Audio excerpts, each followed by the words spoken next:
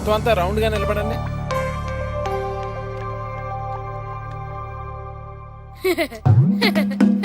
Good morning master. ఏంటి kit, ఏదో పెళ్లికి వెళ్ళే వాళ్ళ రెడీ అయ్యొచ్చో, ఫుట్బాల్ ఆడవా? ఈ రోజు షూటింగ్ ఉంది కదా మాస్టర్.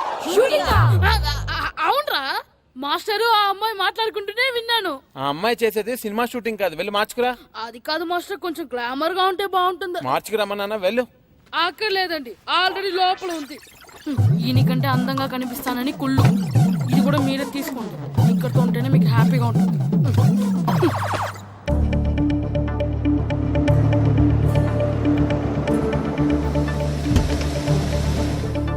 మీరు ఎక్సర్సైజ్ కంటిన్యూ చేయండి.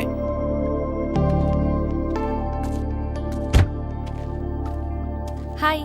హాయ్. ఏంట్రా ఇది? రే ఇదేనా పౌడరు, దీన్ని వేసుకుంటే తల్లగా కనిపిస్తాం. 10 రూపాయలు ఇచ్చుకుంటాను, అందరూ 1 రూపాయి ఇచ్చేయండి. ఇస్తాను. మీ టైం ఎక్కువ వేస్ట్ చేయదలుచుకోలేదు, అందుకే ముందు పిల్లల్ని షూట్ చేసి తర్వాత డైరెక్ట్ గా మన ఇంటర్వ్యూకి వెళ్ళిపోదాం. Okay, come on boys. ఎరా రామ్ చరణ్ లా ఉన్నానా?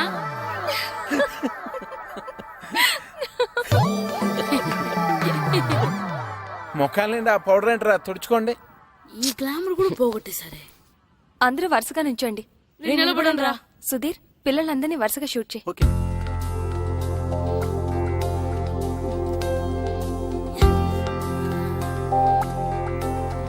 మనం ఇంటర్వ్యూ స్టార్ట్ చేద్దామా? ఒక్క నిమిషం. ఓకే. శ్రీను, అందరితో ప్రాక్టీస్ చేయించు. సరే మాస్టర్. టీవీలో మొత్తం ఈయనే కనిపించాలని ప్లాన్. చూసావా మీ చెల్లి నాకు ఎంత అన్యాయం చేసిందో? ఏం చేసిందండి? షూట్ చేయలేదు నన్ను. అయ్యయ్యో, మీరు సొంత బావా, మిమ్మల్ని ఎందుకు షూట్ చేసి చెప్పండి. షూట్ చేయడం గన్న పెట్టి కాదే, కెమెరా పెట్టి. టీవీ కోసం మన ఊరు ఫుట్బాల్ టీం మీద ప్రోగ్రామ్ చేసింది. ముందే చెప్తే నేను ఫుట్బాల్ ఆడేవాడిని కదా. నువ్వు ఇంట్లో నన్ను అన్నట్టు.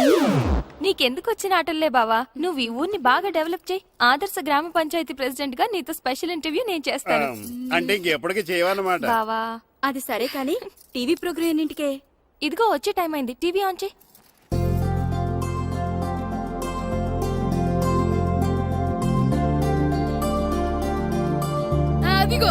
అదిగో మనోడు.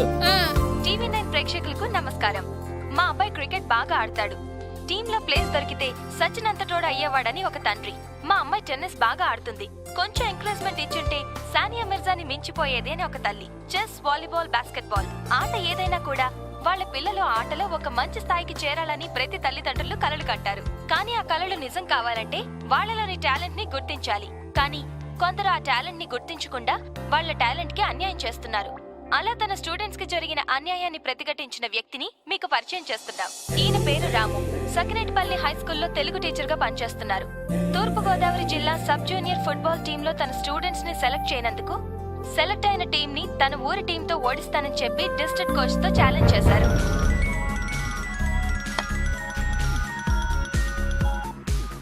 హలో సార్, నేను సురేష్ మాట్లాడుతున్నాను. టీవీ చూస్తున్నారా? చూస్తున్నారా? FTV చూస్తున్నా. చెప్పు. FTV తర్వాత చూడొచ్చు, ముందు టీవీ నేను చూడండి సార్.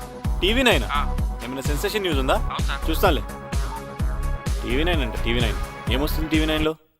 రాము గారు, మీరు ఛాలెంజ్ చేయడానికి కారణం? నిజమైన టాలెంట్ ఓడిపోకూడదని. అంటే సెలెక్ట్ అయిన టీంలో టాలెంట్ లేదంటారా? సెలెక్ట్ చేయాల్సినంత టాలెంట్ మా వాళ్ళలో ఉందంటున్నాను. నిజంగా అంత టాలెంట్ ఉండుంటే మరి మీ వాళ్ళు ఎందుకు సెలెక్ట్ కాలేదు? ఈ ప్రశ్న అడగవలసింది నన్ను కాదు, మా ప్లేయర్స్ ని సెలెక్ట్ చేయని కోచ్ అజయ్ని అడగాలి. అయినా ఒక్క నా స్టూడెంట్స్ అనే కాదు, టాలెంట్ ఉన్న ఎంతో మంది ఇలా అన్యాయానికి గురవుతున్నారు. అన్ని చోట్ల పలుకుబడి, డబ్బుకే విలువ. ఎంత బాగా ఆట ఆడగలిగేవాడైనా సరే డబ్బు ఖర్చు పెడితేనో లేకపోతే ఏ రాజకీయ నాయకుడి దగ్గర నుంచి రికమెండేషన్ లెటర్ తీసుకొస్తేనే కానీ సెలెక్ట్ అవ్వట్లేదు. క్రికెట్ నుంచి హాకీ వరకు, ఫుట్బాల్ నుంచి టెన్నిస్ వరకు ప్రతి ఆటలోనూ రాజకీయాలే. అందుకే 130 కోట్ల జనాభా ఉన్న మన దేశం ఒలింపిక్స్ లో ఒక్క పథకం సాధించడం కోసం నానా కష్టాలు పడవలసి వస్తుంది. వెళ్ళిన టీం ఓడిపోయిందని చూస్తారు కానీ నిజంగా ఆ టీంలో గెలిపించగలిగే ఆటగాళ్ళు ఉన్నారా లేదా అని చూడరు. సత్తా ఉన్న ఆటగాళ్ళు తీసుకోలేదని మేధావులో మీడియా విమర్శిస్తే తీసుకుంటారు, కానీ ఆడే ఛాన్స్ ఇవ్వరు. దేశం మొత్తం మీద ఎగబడి చూసే క్రికెట్ నే తీసుకోండి. కొంతమందిని సెలెక్ట్ చేస్తారు, విదేశాలకు తీసుకెళ్తారు, సిరీస్ అంతా రిజర్వ్ బెంచ్ లో కూర్చోబెడతారు. తీరా ఇండియా వచ్చిన తర్వాత టీంలో తీసేస్తారు. అసలు వాళ్ళు ఎందుకు తీసుకున్నారో తెలీదు, ఎందుకు తీసేశారో తెలీదు. అన్నిటిలోని రాజకీయాలు ఇలా రాజ్యం చేస్తుంటే నిజమైన టాలెంట్ ఉన్న వాళ్ళు ఎప్పుడు బయటకు వస్తారు? మీ మాటలు వింటుంటే మొత్తం క్రీడా రంగాన్ని ప్రక్షాళన చెయ్యాలనంటున్నారే. ఎస్, చెయ్యాలి. నిజమైన టాలెంట్ ఉన్న వాళ్ళు కోచ్లు, సెలక్షన్ కమిటీలు సెలెక్ట్ చేయాలి. ఒక్క క్రికెటే కాకుండా అన్ని గేమ్లని గవర్నమెంట్ ఎంకరేజ్ చేయాలి. అంటే ఇప్పుడు గవర్నమెంట్ మిగతా ఆటలను ఎంకరేజ్ చేయడం లేదంటారా? ఎక్కడ చేస్తుందండి? మన గవర్నమెంట్ దృష్టిలో, జనం దృష్టిలో ఆట అంటే క్రికెట్, ఆటగాళ్ళంటే క్రికెటర్స్ అంతే. 12 దేశాలు ఆడే క్రికెట్ లో 2వ స్థానం 3వ స్థానం వస్తే చంకలు గుద్దుకుని ఆనందపడిపోతాం. అదే ప్రపంచం మొత్తం ఆడే ఫుట్బాల్ లో మన స్థానం ఎంతో తెలుసండి, 130. అలాగని మన దేశానికి ఫుట్బాల్ గురించి తెలియదు అనుకోకండి.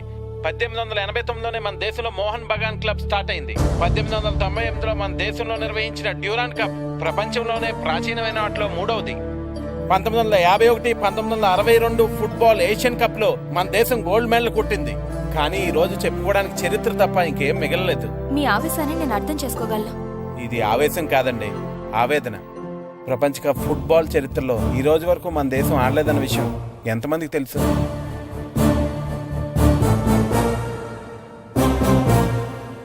నిజానికి మన దేశంలో టాలెంట్ లేక కదండి, ఆ టాలెంట్ ని ప్రోత్సహించేవారు లేక.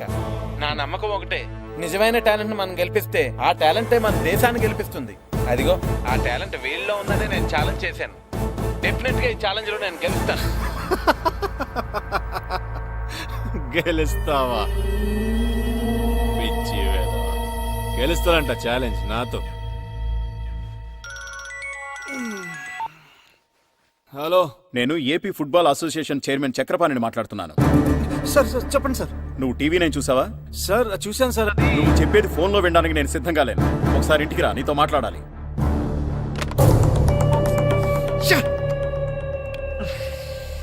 వాట్ మిస్టర్ అజయ్, ఏంటిదంతా?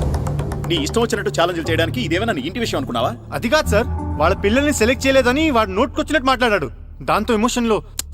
బాధ్యత కలిగిన పోస్ట్ లో ఉన్న వ్యక్తి ఎమోషన్ ని కంట్రోల్ చేసుకోగలగాలి. ఇప్పుడు చూడు, సీన్ మొత్తం పబ్లిక్ అయిపోయింది. రేపు జరిగే మ్యాచ్ లో నీ జట్టు గనక ఓడిపోతే మన అసోసియేషన్ పరువు మొత్తం నాశనం అయిపోతుంది. అబ్బాయి అలాంటిదేం జరగదు సార్. నా టీం ని ఓడించడం వాడి వల్ల కాదు.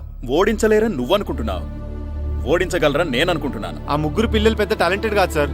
నీకా పిల్లల గురించే తెలుసు, నాకు వాళ్ళని ట్రైన్ చేసే వ్యక్తి గురించి బాగా తెలుసు. మాజీ నేషనల్ ప్లేయర్ సాకేత్రం పేరు ఎప్పుడైనా విన్నావా? విన్నాను సార్. నీతో ఛాలెంజ్ చేసింది అతను.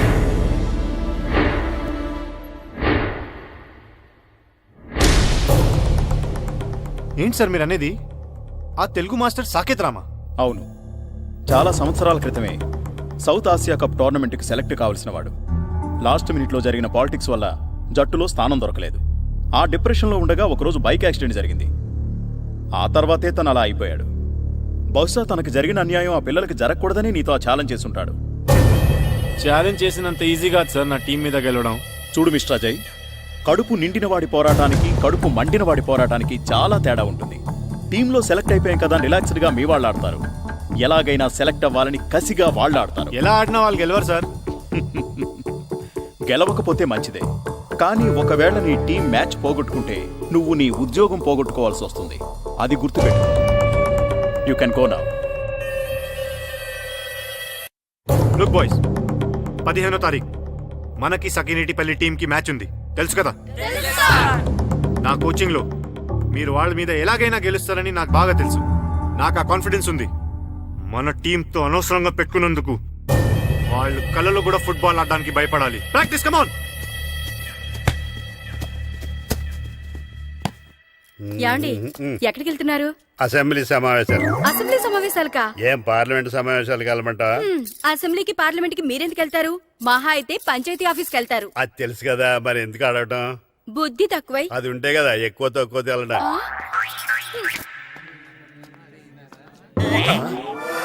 అమ్మో, మన కోసం చాలా మంది జనం వెయిట్ చేస్తున్నారే. వాళ్ళు వెయిట్ చేస్తోంది తమరి కోసం కాదు, మాస్టర్ గారి కోసం. నమస్కారం. ఏంటి అందరూ ఒకేసారి వచ్చారు? మీకు థ్యాంక్స్ చెప్తాను మాస్టారు. థ్యాంక్సా? ఎందుకండి? ఎందుకంటే రేంటండి మీ వల్లే కదా మా పిల్లలందరూ టీవీలో కనిపించారు. పిల్లలకి ఫోటోలు తీస్తేనే ఫ్రేమ్లు కట్టుకుంటాం. అలాంటిది పిల్లలందరూ టీవీలో కనపడ్డారంటే మీ వల్లే కదండి. మీ పిల్లలు టీవీలో కనపడ్డారంటే దానికి కారణం నేను కాదు, ప్రియా. ఆవిడే లేకపోతే ఈ ప్రోగ్రాం ఉండేది కాదు. మాస్టర్ కరెక్ట్ గా చెప్పారు. మీరు థ్యాంక్స్ చెప్పదలుచుకుంటే నా మరదలు ప్రియాకి చెప్పండి, లేకపోతే నాకు చెప్పండి. మీకెందుకు? పర్మిషన్ ఇచ్చినందుకే. నిన్నటి వరకు వీళ్ళు గెలుస్తారో లేదని చిన్న బెంగ ఉండేది, కానీ టీవీలో మీ మాటలు విన్న తర్వాత వీళ్ళు తప్పకుండా గెలుస్తారన్న నమ్మకం కలిగింది. నిజానికి ఇప్పుడు వరకు మీరు చేసిన ఛాలెంజ్ గురించి గానీ ఆట గురించి గానీ పెద్దగా పట్టించుకోలేదు. మీరు చెప్పింది విన్న తర్వాత మన ఊరు జట్టు గెలిస్తే బాగుండు అనిపిస్తుందండి. గెలిస్తే ఏంటండి, ఆల్రెడీ గెలిచినట్టే.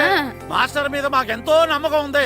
ఎరా బాబురా, అంతే కదా మరి. ఆ, టీవీలో మీ మాటలు విన్నప్పటి నుంచి మా పిల్లలు కూడా ఆడతా ఉంటున్నారు మాస్టారు. అలాగా, ఈ రోజు నుంచి వాళ్ళని కూడా గ్రౌండ్కి రమ్మనండి.